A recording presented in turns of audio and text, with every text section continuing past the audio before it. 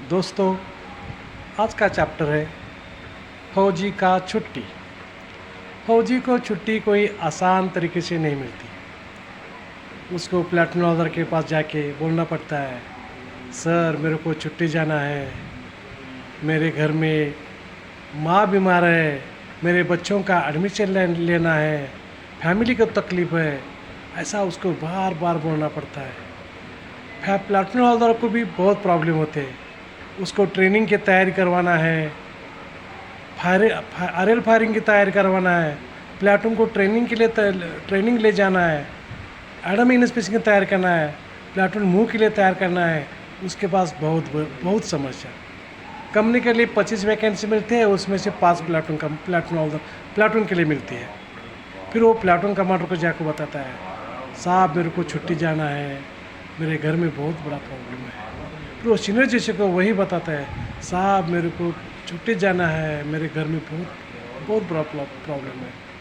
फिर वो company commander को जाके बताता है, साहब मेरे को 7-8 महीना हो गया, मैं छुट्टी नहीं गया, मेरे घर में बहुत प्रॉब्लम है और मेरे को छुट्टी जाना है। तब कहीं उसका छुट्टी सैंक्शन होता है। जब छुट्टी सैंक्शन होता है, चेहरा उसका खिल उठता है, वो खुशी से झूम जाता है। तो अपनी इस ड्रेस को प्रेस करवाता है, बाल कटिंग करता है, जूतों को चमकाता है और दूसरे दिन सीओ साहब के इंटरव्यू के लिए खड़ा हो जाता है। सीओ साहब का दो घंटा खड़ा होकर सीओ साहब का इंटरव्यू करवाता है और वापस आता है अपने प्लेटून में।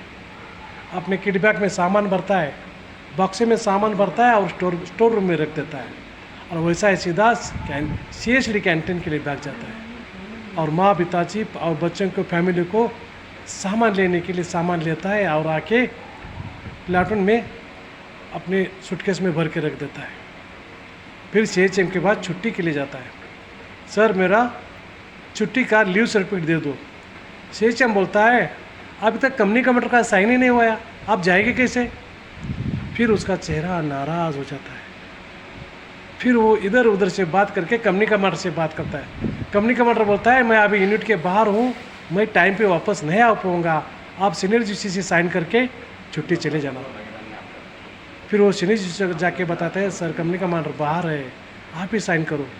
तब कई सीनियर GC साइन करता है।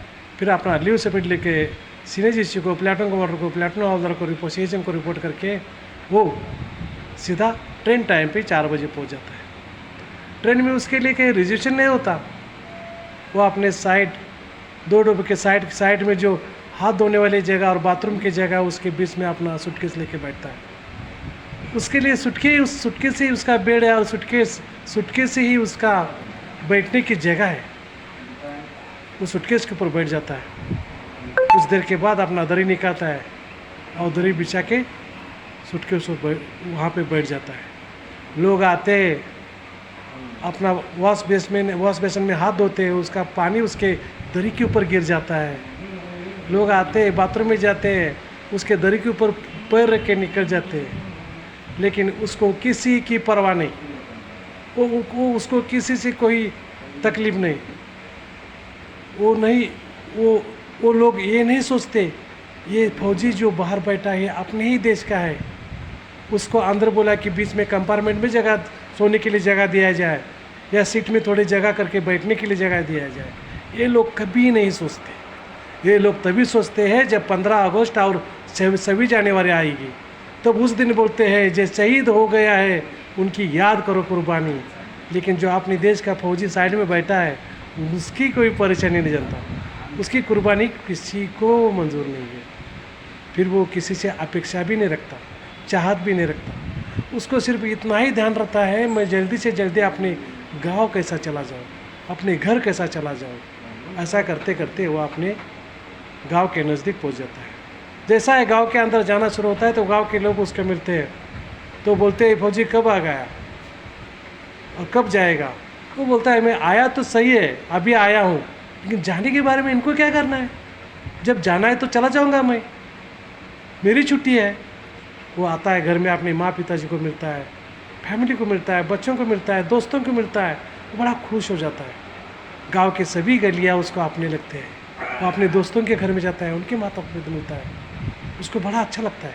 उसके बीच में जो उसके छोटे मोटे काम होते हैं वो करते रहता है। ऐसा करते करते फैमिली वॉचिंग के साथ जो खुशी के क्षण है, खुशी के पल है, आनंद के पल है, वो कब हवा के मुताबिक पंख लगा के निकल जाते हैं, उसको मालूम ही नहीं रहता।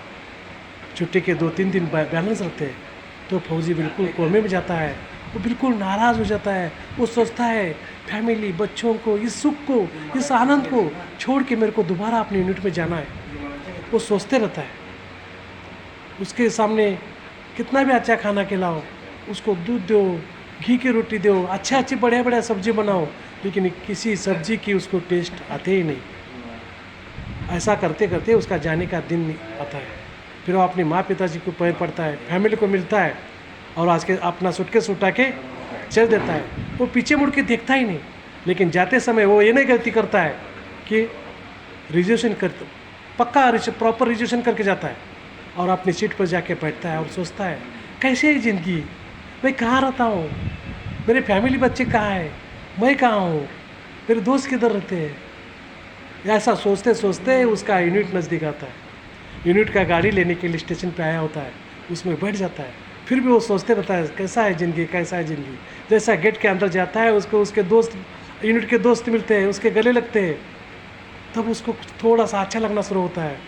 वो उनको सबको मिठाई देता है, तब उसको मालूम पड़ता है यही मेरे दोस्त है, यही मेरा परिवार है, इन्होंने मेरे को चलना सिखाया, संघर्ष में जीने की ताकत दी, मेरे को बड़ा बनाया, बड़ा बनाने के लिए सपोर्ट किया, यही मेरा सब कुछ है। ऐसा सोचता है इस यूनिट ने मेरे को बहुत कुछ दिया, इसका मैं बहुत बहुत आभार हूँ। ऐसा सोचते सोचते उसका छुट्टी का टाइम ख़त्म होता है, दोबारा छुट्टी जाने के लिए बारे में वो सोचते रहता है। ये था टॉपिक फौजी का छुट्टी। आपको अच्छा लगा तो शेयर करो, सब्सक्राइब करो। धन्यवाद, नमस्कार।